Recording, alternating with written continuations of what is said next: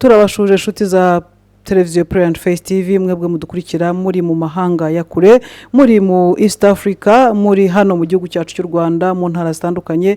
Waba udukurikira utameze neza, ndakwifuriza kumererwa neza, kandi nkufitiye ijambo rimwe: Yesu ni byose, Yesu niwe mahoro, umufite ntacyo yigera kena. Nkuko bisanzwe rero amazina ni Joy Murenzi, nkaba ngiye kwakira umukozi w'Imana bita Jean Pierre Kwizera, akaba ari umukozi w'Imana musanzwe mubona kuri mikoro za Prayer and Face TV, agiye kubagezaho ijambo ry'Imana. Ni umuprofeti w'Imana, mukurikire, kandi twongera no kubasaba kugira ngo mudukorere subscribe, musharinge, kandi mukanda kunzogera kugira ngo ibiganiro byose dukora bijye bigeraho byihuse. Turakwakire Kwizera, gubwa neza. Nshuti bakundwa ba Prayer and Face TV, amahoro y'Imana nabe muri mwe, kandi Uwiteka naduha n'umugisha.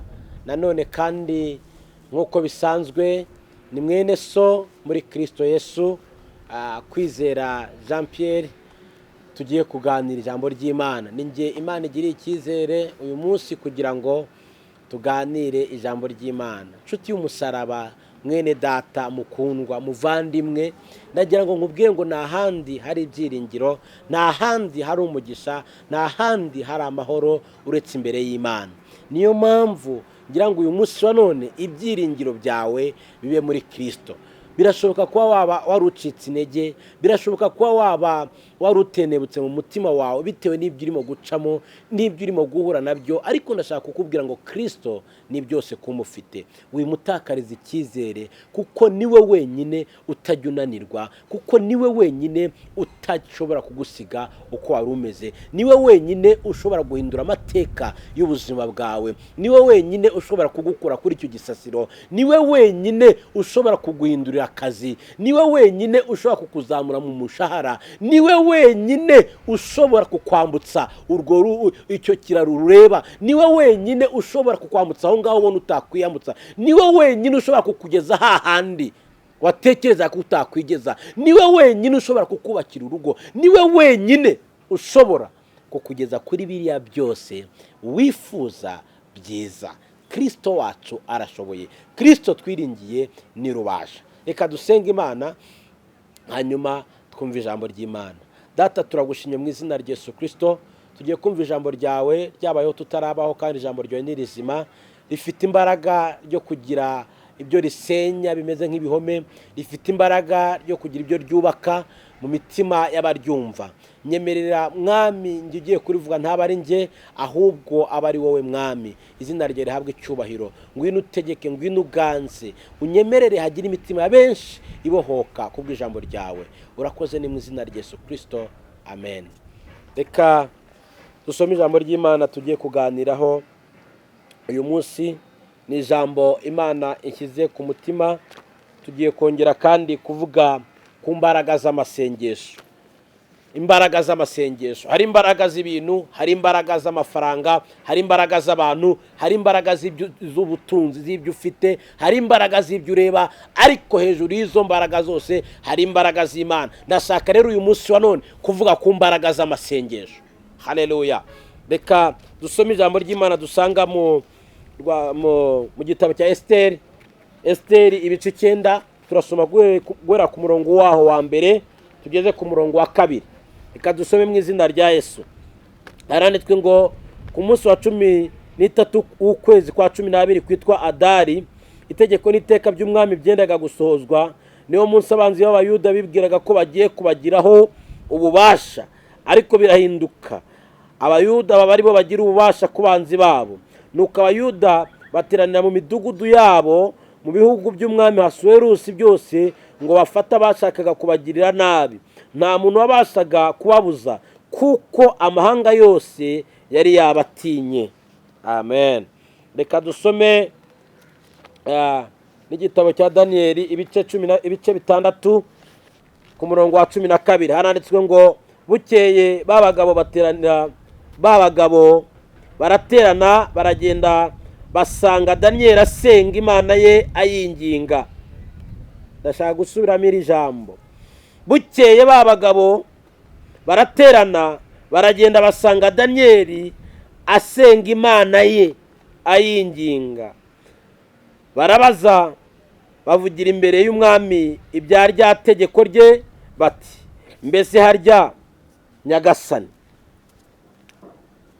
ntiwashyize ukuboko ku rwandiko rw'iteka waciye ngo mu minsi 30 umuntu wese uzagira icyo asaba imana yose cyangwa umuntu wese atari wowe asabye nyagasani azajugunywe mu rwobo rw'intare. Umwami aramusubiza ati narabitegetse koko nkurikije amategeko y'Abamedi n'Abaperesi atavuguruzwa.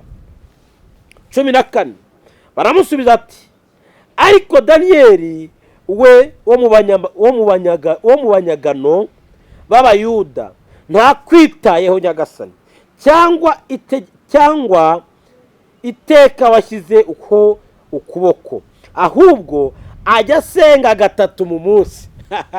Imana ishimwe. Ndashaka kuvuga ku mbaraga z'amasengesho. Haleluya. Uyu Daniyeli we ngo ajya asenga 3, bajya kumurega ngo we ngo ajya asenga 3 ku munsi. Wowe usenga kangahe inshuti y'umusaraba? Haleluya. Twumvise izi nkuru za Esiteri, birashoboka kuba atari ubwa mbere ari ubwa kenshi wumvise iri jambo. Bibiliya iravuze ngo ku munsi wa 13 bishatse kuba ngo byari byarategetswe, byari byarasinywe, byari bizwi ko Daniyeli ko Abayuda bagomba kwicwa. Haleluya. Ndashaka kuvuga ku mbaraga z'amasengesho.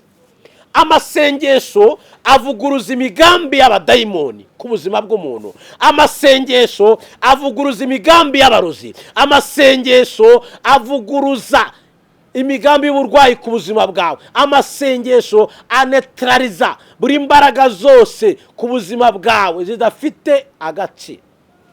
Imana itugirire neza. Imbaraga z'amasengesho. Ng'Abayuda ngo itegeko n'iteka birasinywa ko bagomba kwicwa, ngo mu bihugu byose umwami Asuwerusi yayoboraga, ngo inzandiko zirandikwa zirasinywa ko bagomba kwicwa, zikwirakwizwa mu bihugu byose. Bibiliya ivuze ngo iki?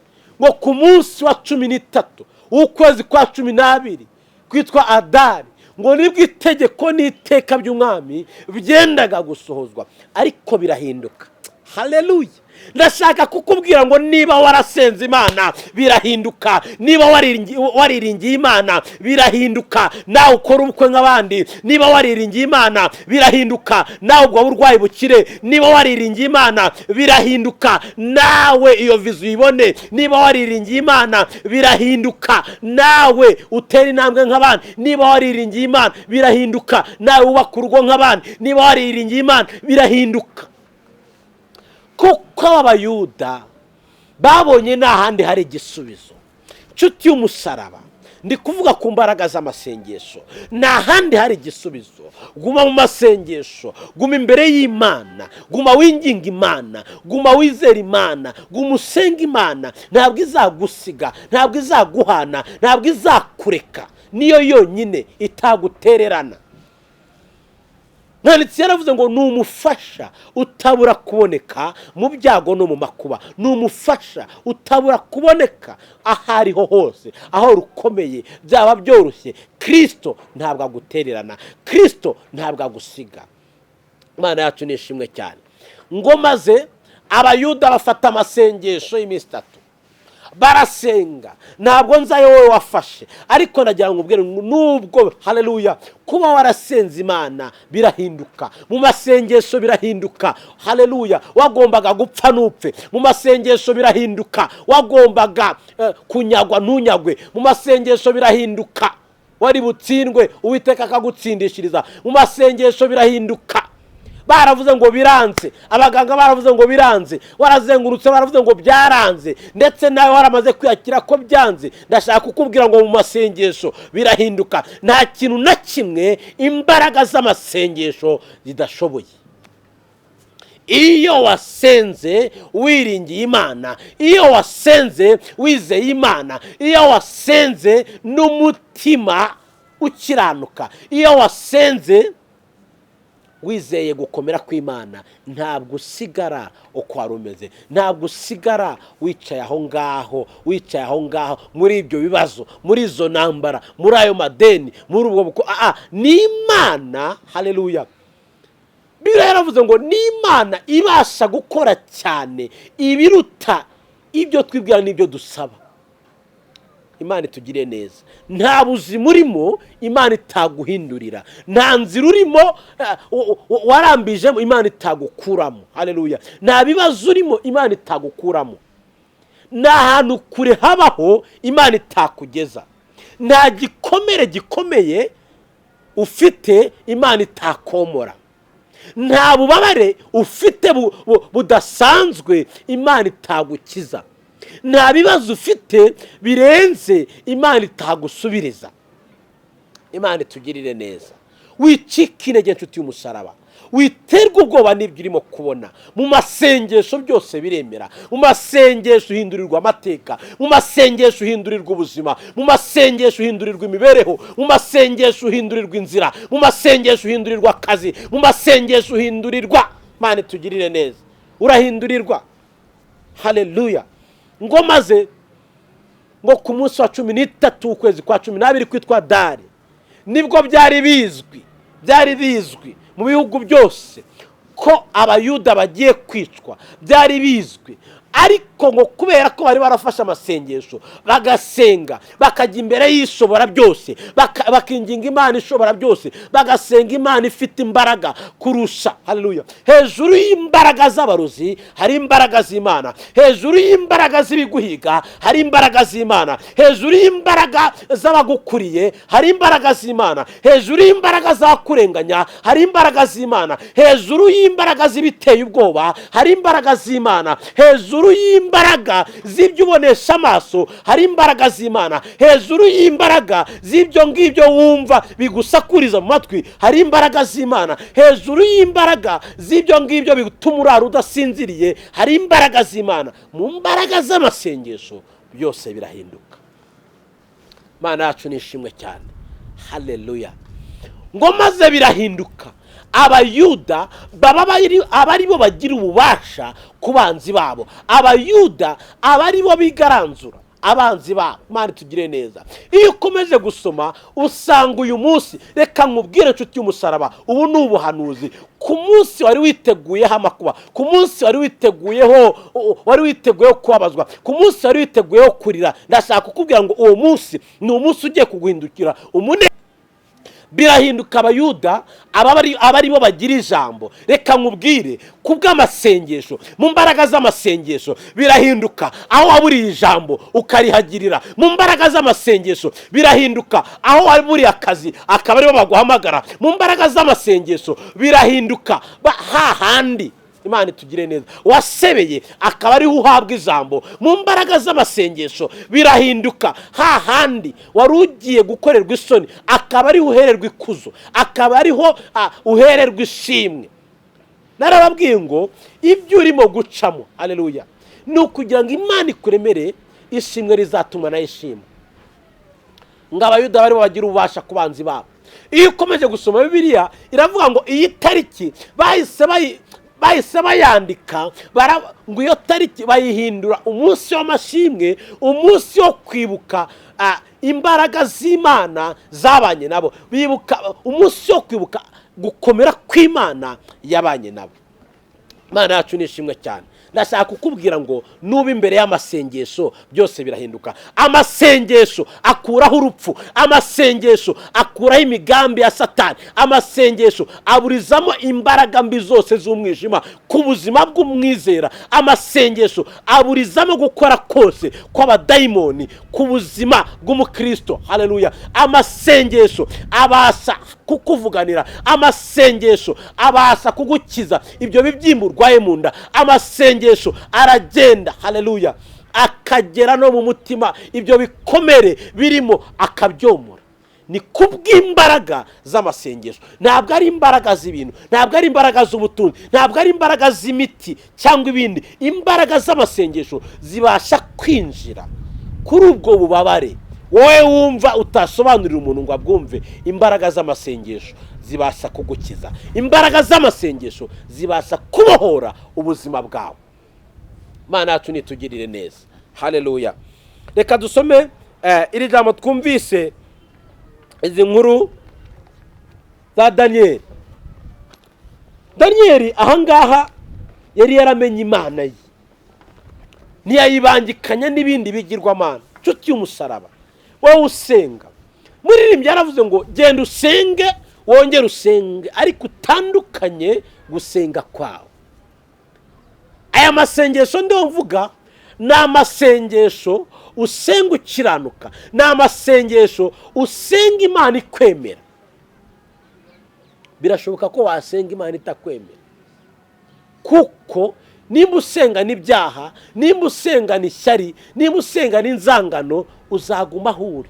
Nta cyayo masengesho azaba avuze imbere y'Imana, nta musaruro ayo masengesho azakugezaho. Nusenga n'ishyari, ugasenga n'inzangano, ugasenga n'ibyaha, ugasenga n'ubusambanyi, ugasenga n'ubujura, ugasenga n'ubwibone, nta cyayo ayo masengesho ni impfabusa. Ariko nusenga wubaha Imana, nusenga ukora ibyo Imana ishaka, ayo masengesho byanze bikunze hari ingaruka nziza z'ayo masengesho. Daniyeli ngo arasenga, haleluya, asenga Imana by'ukuri.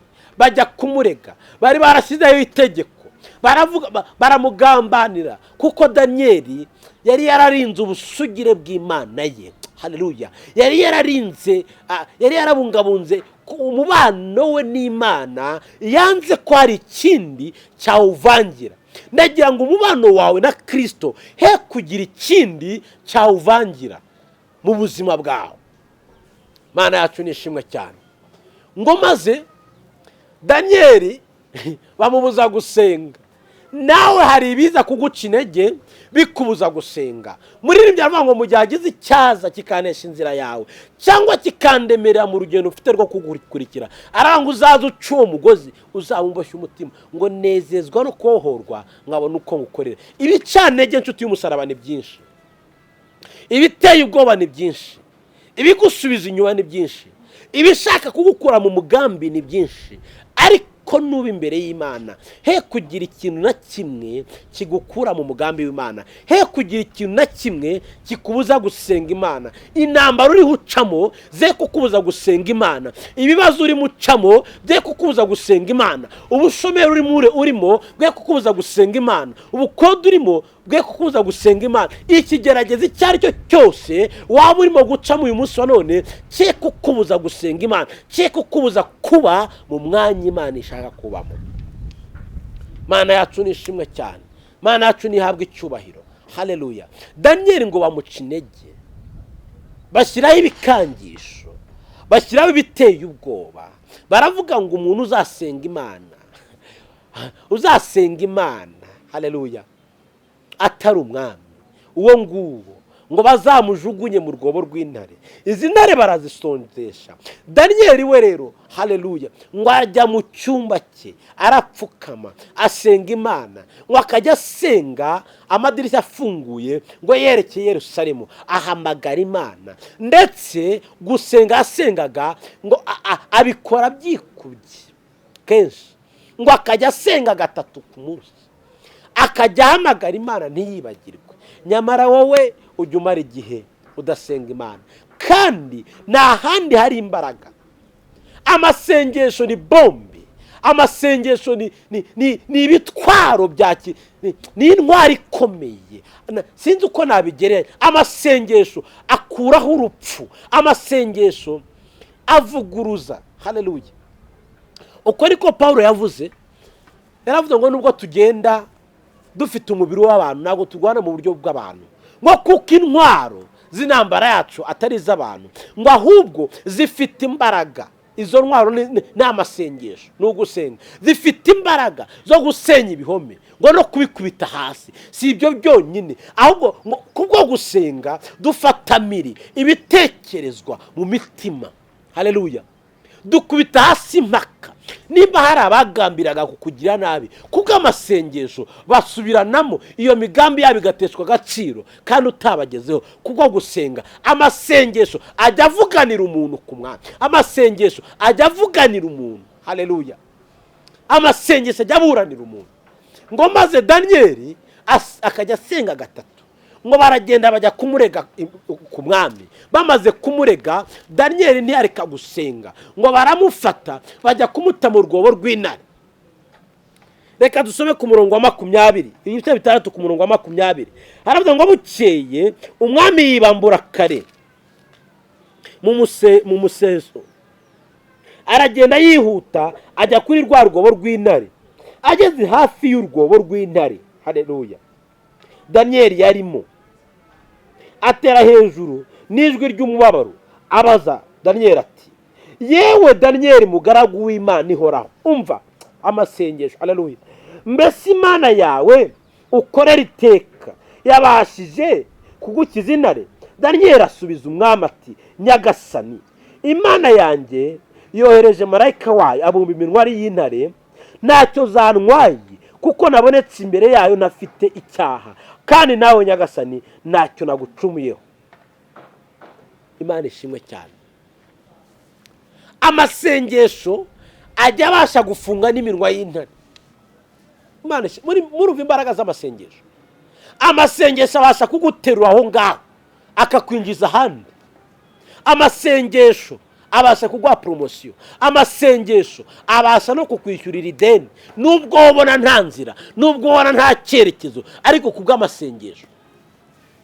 Daniyeli ntabwo yatsindishirijwe n'imbaraga nyinshi, yatsindishirijwe no gusenga, kandi asenga akiranuka. Umva uko yasubije umwami. Ngo abwira umwami, aravuga ngo mwami nyagasani, Imana nkorera iteka yayohereje marayika wayo abumba iminwa y'intare. Kubwo gusenga Kristo yohereze marayika wayo abumba iminwa y'intare ku buzima bwawe, agira ibyo abumba iminwa ku buzima bwawe kubw'amasengesho. Ngo maze arategeka Daniyeli bamukura mu rwobo rw'intare. Ntacyo yari yabaye. Ibi byakozwe n'imbaraga z'amasengesho. Haleluya. Ngo hanyuma babandi bashakaga ko intare zimurya, babandi bagiye kumujugunya, babandi bagiye kumurega, haleluya, nibo bajugunywe mu rwobo rw'intare, ngo intare zirabarya. Ndashaka kwivugira ku mbaraga z'amasengesho gusa. Imana itugire neza. Amasengesho ahindura amateka y'umuntu.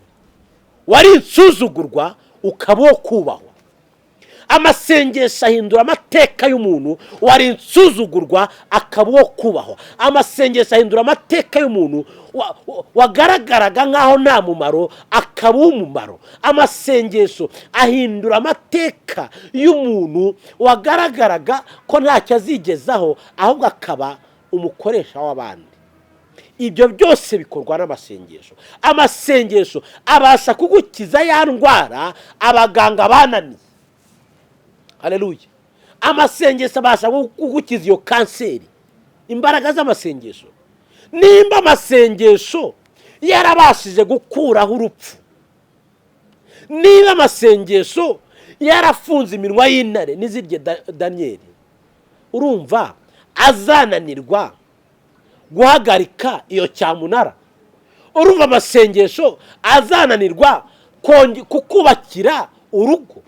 Urumva amasengesho azananirwa guhindura uwo mugabo wawe? Urumva amasengesho azananirwa guhindura uwo mugore wawe? Urumva amasengesho azananirwa kwagura iyo bizinesi yawe? Oya, amasengesho ntacyo atakora. Imbaraga z'amasengesho. Tugiye gusengana Imana.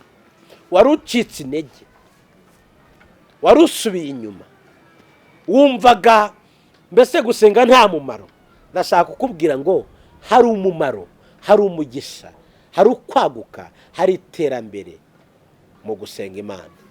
Reka dusengane Imana. Imana duhana umugisha. Data mu izina rya Yesu Kristo, uri Imana ikomeye. Iri jambo ryawe riherekeresha imirimo n'ibitangaza.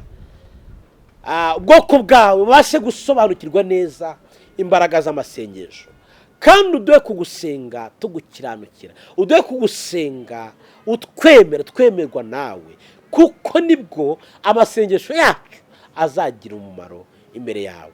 Urakoze, nyemerera uwari urwaye umukize, uwari ufite ibibazo bitandukanye umubere igisubizo, kuko uri ibyiringiro byacu. Urakoze, ni mu izina rya Yesu Kristo, amen, amen. Shalom, shalom.